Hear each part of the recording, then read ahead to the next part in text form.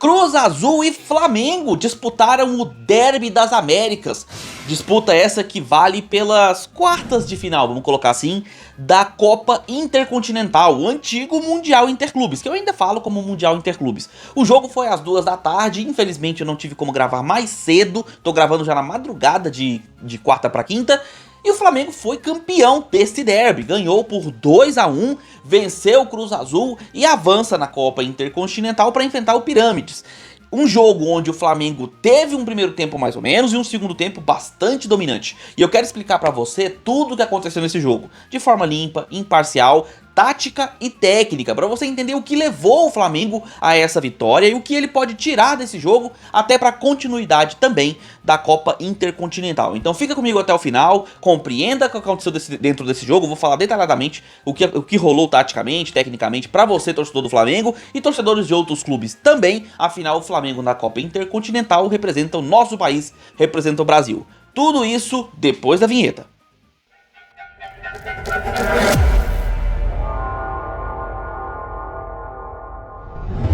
Fala aí, seus torcedores que tem aquela diferença abissal do adversário. Sejam bem-vindos ao canal, meu nome é Victor Gader. Vai chegando com um like já no comecinho do vídeo, se inscreve no canal, marca o sininho para receber notificações sempre que sair um vídeo novo aqui no canal. Eu peço que você compartilhe o vídeo com seus amigos para que outros torcedores também recebam essa análise. Clica no botão hypar, faz todo aquele pacote que você já está acostumado aqui da plataforma, que ajuda demais a continuarmos trazendo esse tipo de conteúdo para você, beleza? Então, sem mais delongas, vocês estão vendo a escalação aí na tela. Falando primeiramente do Cruz Azul. O Cruz Azul é o terceiro maior time em torcida lá do México. E recentemente acabou sendo eliminado lá na competição da Apertura, né, a competição inicial ali do continente, ali, do país, né, do México, ele acabou sendo eliminado.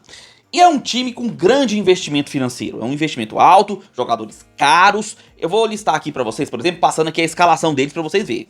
O goleiro é o Godinho, na zaga a gente tem o Jorge Sanchez, o Dita e o Piovi, numa linha de 3 zagueiros. No meio, 4 jogadores, o Eric Lira, o Marques, o Jeremy Marques, o Carlos Rodrigues e o Rivero. Na frente, 3 jogadores, o Paradela, que é um jogador bem caro inclusive, maior contratação deles, o Rotondi e como centroavante o Gabriel Fernandes, que inclusive é o artilheiro do time. Jogando contra um Flamengo, campeão brasileiro, campeão da Libertadores, um dos melhores times sul-americanos, que ia disputar, obviamente, entre ele e o Cruz Azul, quem era no ano de 2025 o melhor das Américas. E o Flamengo foi a campo sem o Pedro. Pedro machucado, né, o jogador que sofreu ali uma lesão no braço, se não me engano, tá fora, mas veio com um jogador fazendo a função de centroavante, que foi o Bruno Henrique. A escalação foi o Rossi no gol, ali atrás na zaga o Varela como lateral direito, o Léo Ortiz e o Léo Pereira formando a zaga, 2 Léos, e o Alexandro na lateral esquerda. Meio de campo formado com Pulgar, Jorginho e Arrascaeta. Leia-se Pulgar e Jorginho barra Arrascaeta, como um camisa 10 realmente, o Arrascaeta mais à frente. E aí no trio de ataque sendo o Carrascal, Bruno Henrique como centroavante e o Samuel Lino. Esse jogo começou com uma estratégia clara de ambas as partes. Avançar a marcação no campo defensivo adversário, pressionando a defesa e dificultando a saída de bola. Os dois times mostraram que quando o ataque pressionava a defesa, o adversário defensivo tinha dificuldades de criar jogadas, saía ali de trás. Falando em miúdos, quando o Flamengo subia no campo ofensivo ali com 6 até 7 jogadores para marcar a saída de bola do Cruz Azul, eles se embananavam todo com a bola. E a mesma coisa acontecia com o Flamengo. O Cruz Azul subia com uma linha de 5, sendo que um pouco mais à frente, geralmente o Gabriel Fernandes, e uma linha de 4 fazendo a marcação. Normalmente o Eric Lira, o Marques, o Carlos Rodrigues e o Rivero, fazendo aquela pressão, além do Paradela e o Rotondi também pressionando na saída de bola. Então tinha uma pressão muito grande dos dois lados. E aí ficou claro, era um jogo onde as defesas não poderiam cometer erros, porque desses erros sairiam os gols. No começo, o Flamengo, um pouco mais espaçado na parte defensiva, viu o Cruz Azul criar algumas chegadas. Teve dois chutes da entrada da área e outro de fora da área, ali pelo lado esquerdo, principalmente usando ali o lado nas costas do Varela, que não estava conseguindo fazer muito bem a marcação por aquele lado. O Paradela trabalhando bastante a bola ali, triangulando muitas bolas com o Gabriel Fernandes e também com o Rotondi, uma parceria que estava levando perigo pro gol do nosso queridíssimo Rossi, mas não chegou a ter bola na direção do gol até aquele momento. A primeira chance real, que foi o primeiro chute, só foi a partir dos 12 minutos do primeiro tempo, porque antes disso, era defesas tentando sair de trás com a bola. E aí os dois times mostraram dificuldades nisso. O Cruz Azul fez uma marcação muito curiosa. Mesmo subindo em bloco, o Cruz Azul marcava individualmente, a famosa marcação homem a homem, que é uma coisa que a gente não vê muito hoje em dia, mas estava fazendo literalmente isso. O que deixava a situação da seguinte forma: se o Flamengo cometesse um simples drible em um dos jogadores, abria-se uma vala, um espaço gigantesco. Só que no primeiro tempo, o Flamengo teve dificuldades para isso. Não estava conseguindo sair muito bem com a bola. E o Cruz Azul em alguns momentos também não estava. Ficou um jogo meio truncado, com o Cruz Azul sendo um pouco mais perigoso. O Flamengo até tinha tido uma pequena chegada ali, mas nada muito relevante. Porém, como eu falei, era um jogo de defesas erro zero. O que não foi o que aconteceu. O Cruz Azul, em uma das saídas de bola pelo lado esquerdo, o Piove tentou fazer uma inversão de bola pro lado direito, errou completamente e encontrou o peito do Arrascaeta, o melhor jogador do Flamengo na temporada, que driblou o goleiro Godinho e empurrou para as redes, fazendo 1-0, um presentaço pro Arrascaeta. Já tinha sido pai recentemente, ganhou outro presente, um gol no Mundial. E aí, o Flamengo saía na frente com um erro defensivo do Cruz Azul. Conforme o Cruz Azul fez o gol, o Flamengo acabou recuando muito suas linhas. Ele ficou em um bloco muito baixo, o Cruz Azul começou a gostar do jogo, começou a chegar mais à frente, a levar muito perigo, com alguns chutes perigosos, alguns cruzamentos perigosos, pressão ali na frente da área e muitos jogadores no campo ofensivo, o que não estava sendo muito comum. O Flamengo até teve uma chegada ali perigosa com o Bruno Henrique, numa tentativa de finalização que acabou indo para escanteio, mas no primeiro tempo foi basicamente só isso. O Flamengo pouco criou, ele mais se defendeu e tentou marcar a saída de bola, e quando recuperava, chutão para buscar o Bruno Henrique. E no primeiro tempo isso ia dando um gosto diferenciado, um agridoce. O Flamengo ganhando, mas não jogando bem, vendo o adversário ser um pouco superior por ter mais jogadores no campo ofensivo e mais posse de bola. E aí, como eu falei, as defesas não poderiam cometer erros. Se do lado do Cruz Azul houve um erro numa saída de bola, do lado do Flamengo houve um erro numa recuperação de bola, porque pelo lado esquerdo, Varela, e se não me engano também, eu acho que ele tava ali dividindo bola ali com outro jogador do Flamengo, acho que o Samuel Lino, que tava por ali.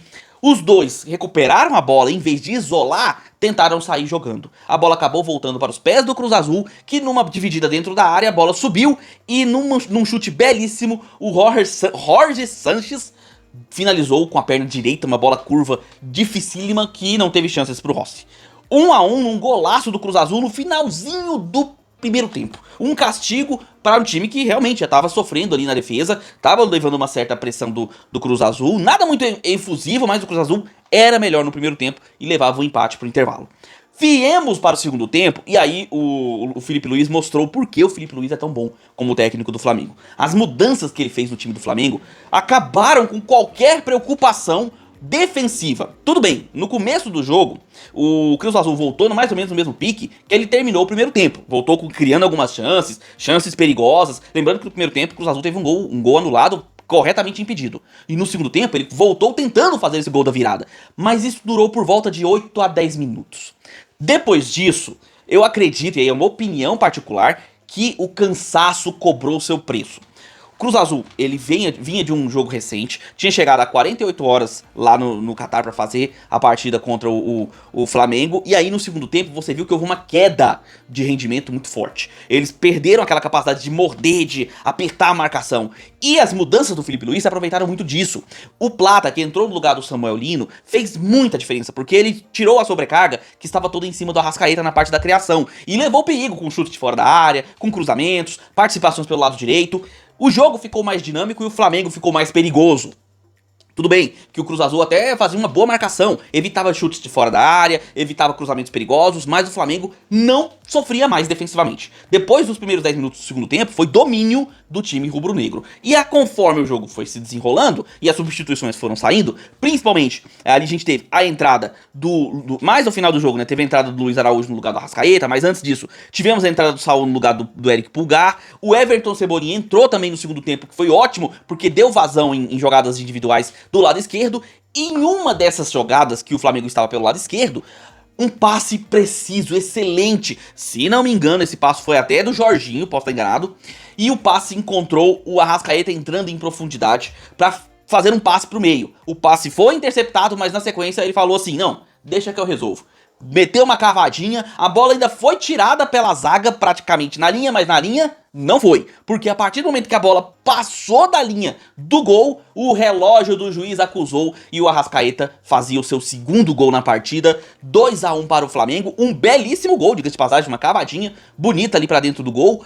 E não tinha o que reclamar, o Cruz Azul, afinal de contas, estava completamente recuado, com pouca saída de bola, e ainda por cima o gol foi absolutamente válido, né? O juiz tava com a tecnologia ali, ó, da linha de gol, que confirmou o gol do Flamengo, 2-1, que aí foi só controlar a partida. Tudo bem que o Cruz Azul no final do jogo resolveu botar um pouco mais de gás, tentar chegar ao gol de empate, que levaria a uma prorrogação caso acontecesse, mas não tinha forças. As mudanças, principalmente a saída do Marques para a entrada do Faravelli, o próprio Ribeiro e o Paradela também saíram para a entrada de Lucas Romero e Omar Campos, não trouxeram muito resultado para eles.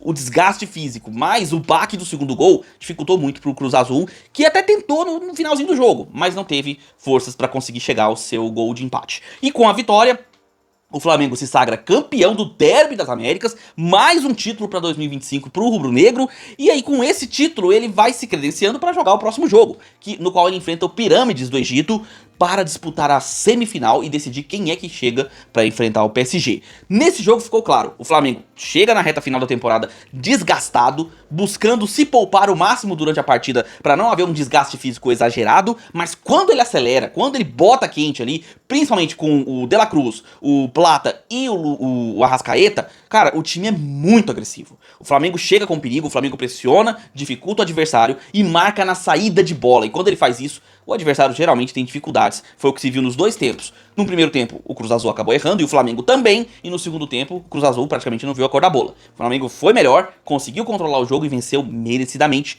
Agora vamos esperar o jogo da semifinal dessa Copa Intercontinental. Mas e aí? O que você achou desse jogo? Viu esses pontos que eu comentei com você? Eu quero saber a sua opinião, torcedor do Flamengo e torcedores de outros clubes também. O que você achou do jogo, do Flamengo, do próprio Cruz Azul? Se tiver algum torcedor do Cruz Azul aqui também, comenta aí nos comentários se você gostou da exibição, mesmo com a derrota, viu alguma coisa positiva. Eu quero a sua opinião também, torcedor do Rubro Negro. O que você acha que o Felipe Luiz tem que fazer no próximo jogo? Se ele muda, se faz alguma substituição, começa com o Plata no lugar do Samuel Lino. E aí, qual é a sua opinião para o próximo jogo? Deixa aí nos comentários que eu quero saber. Já vai deixando seu like, se inscreve no canal, marca o sininho para receber notificações e compartilha esse vídeo com seus amigos, para que outros torcedores também recebam essa análise, assim como você. E eu peço que você, aparecendo ali o botão de hypar, quando você deixar o like, clica nesse botão hypar, ele ajuda demais a divulgação do vídeo, ajuda demais o trabalho aqui do canal. Eu sei que a maioria que acompanha aqui o canal são torcedores goianos, que acompanham os times goianos, mas se você tá chegando aqui no canal, ajude clicando no like, se inscrevendo, clicando no hypar, tudo isso ajuda demais a trazermos esses conteúdos, que são limpos, táticos, leves, inteligentes, buscando trazer pra você uma visão diferenciada. É uma opinião particular, mas você pode utilizá-la para se embasar na sua própria, beleza? E caso você queira ajudar o canal a continuar funcionando e entrar no grupo de membros e ganhar benefícios, se torne membro do Gader Futebol Clube. O grupo de membros aqui do canal é a partir de apenas R$ 1,99, cara. A partir de R$ 1,99 você ajuda o canal a continuar funcionando, entra no grupo do WhatsApp e tem todos os benefícios, como conteúdos exclusivos, antecipados, tabela de jogos, pra você saber onde assistir seu time do coração, o horário, o canal, o streaming que tá passando, a gente coloca lá a tabela bonitinha pra você acompanhar os esportes favoritos, além de conteúdos exclusivos, conteúdos antecipados, muita informação e muita diversão também. Lá tem notícias 24 horas e também tem piadas, memes, figurinhas, aquilo que você já tá acostumado em grupos de futebol. Tudo isso a partir de apenas R$ 1,99. Beleza? Vou ficando por aqui, nós nos vemos nos próximos vídeos, um abraço de torcedor pra todos vocês.